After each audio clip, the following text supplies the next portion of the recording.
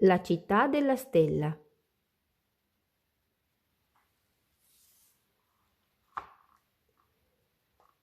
C'era una città che aveva la forma di una stella. Una città che era stata il regalo di un imperatore alla propria madre. Un dono d'amore di un figlio alla sua mamma. Così ci avevano raccontato. Era una bella e piccola città dove lavoravano e vivevano in pace molte persone. In pace. Ma poi vennero gli orchi e la guerra.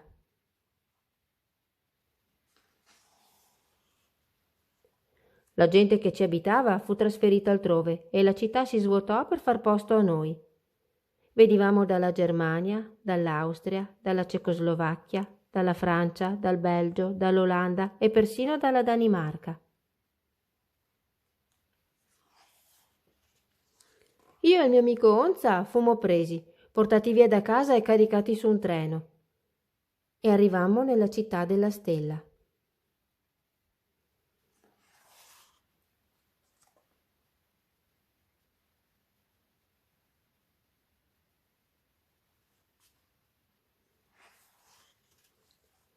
Anche noi avevamo una stella, cucita sul cappotto, una stella gialla che eravamo obbligati a portare e che era vietato staccare.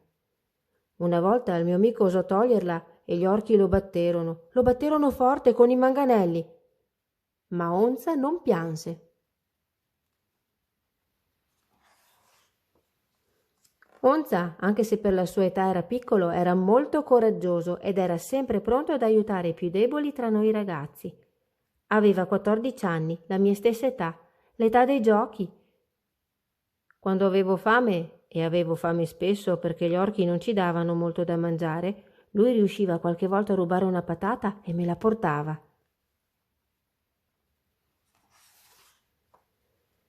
Noi, tutti i ragazzi rapiti dagli orchi, eravamo nella piccola città centinaia e centinaia.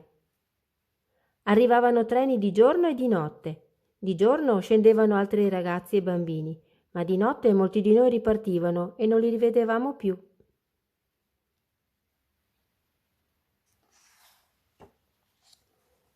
Gli orchi ci facevano lavorare tutto il giorno, ci sfinivano, ma nella città c'era la musica.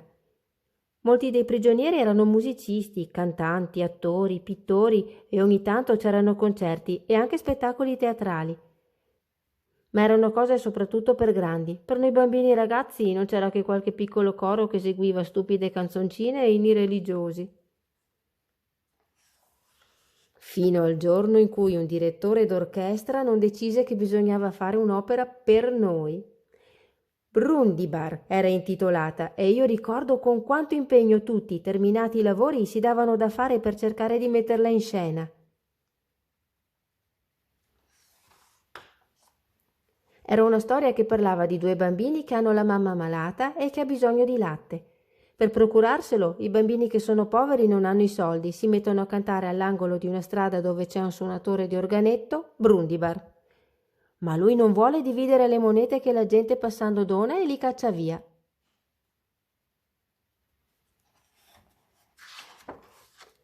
Tre animali magici, un cane, un gatto e un passero, intervengono e chiamano altri bambini coi quali intonano una dolcissima ninna nanna.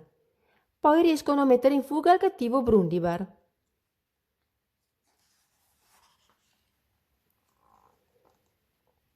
In una delle baracche fu trovato un vecchio pianoforte che non aveva più le gambe, ma suonava ancora.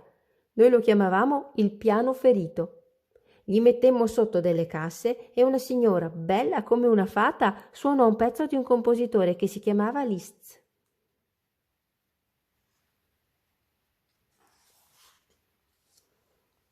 Molti, quando erano stati portati via dalle loro case, avevano avuto il permesso di riempire la valigia fino a 50 kg e così in alcune trovarono posto violini, trombe, sax, clarinetti, flauti. Avevamo un'orchestrina jazz che suonava Dixieland. Persino gli orchi parevano divertirsi. Forse per questo ci lasciavano suonare. La musica ci scaldava i cuori ed era l'unica consolazione. Ascoltandola, la speranza tornava.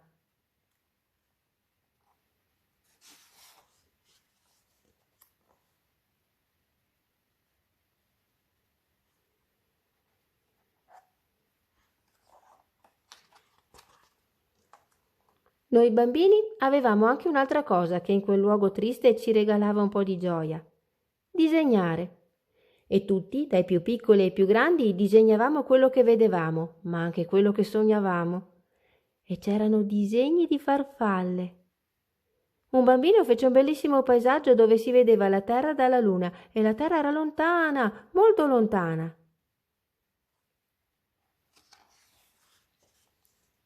Io facevo pezzi di città, piazze, vie, caserme, treni. Cercavo di descrivere vari momenti della vita nella città. Mi ricordo di un disegno dove i miei compagni erano in fila con i piatti in mano per ricevere un po' di cibo. Ci avevo messo anche le guardie tutte intorno che sorvegliavano. Le avevo fatte scure e molto grandi, perché erano orchi.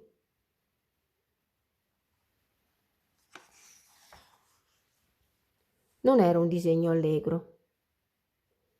La maggior parte dei nostri disegni erano in bianco e nero perché le matite colorate erano poche e comunque, anche se ne avessimo avute tante, là ci sarebbe stato ben poco da colorare. La città era un mondo grigio, senza colori.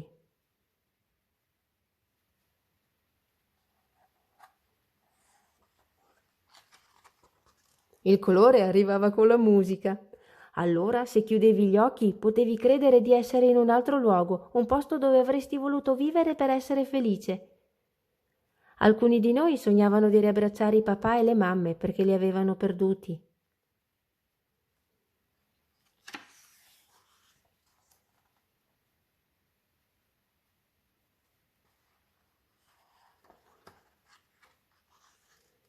Io ero fortunato, avevo ancora uno zio e mia sorella e Onza, un amico vero. Mio zio era architetto e fu lui a progettare la scena per Brundibar. Una cosa semplice perché il materiale mancava, dei pannelli su cui erano dipinte delle case e una staccionata messa al centro del palco. Disegnò anche i vestiti per i protagonisti, per l'uccellino, il gatto e il cane.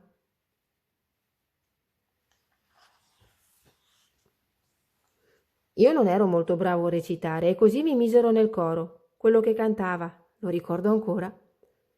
Chi ama la giustizia e la rispetta e chi non ha paura è nostro amico e ha il diritto di giocare con noi.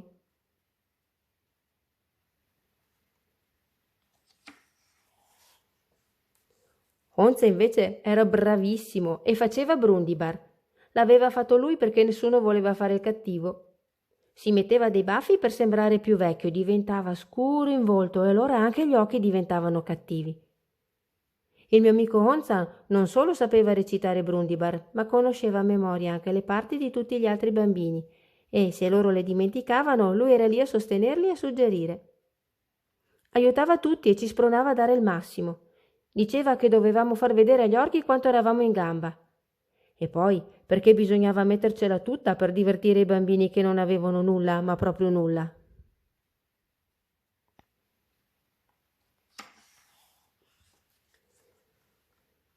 Mi sarebbe tanto piaciuto fare un bel ritratto di Onza mentre interpreta Brundibar, ma, lo ripeto, non sono mai stato bravo con la matita.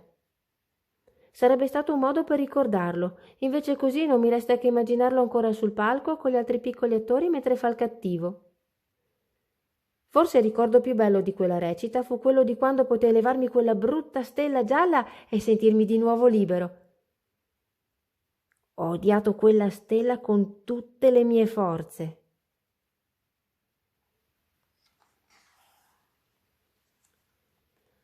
Honza partì una notte su uno dei treni degli orchi che portavano via la gente. Auschwitz era la sua destinazione. Ad Auschwitz c'era una corda con la quale gli orchi controllavano le altezze dei bambini. Era lunga 150 centimetri e chi non raggiungeva quella misura finiva nelle camere a gas. Honza era alto 149 centimetri. Aveva 14 anni.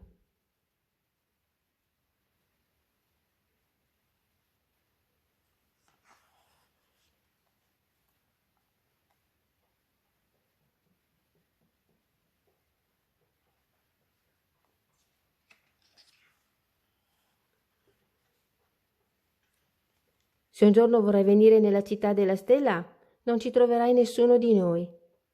Siamo andati via su uno di quei treni, di notte.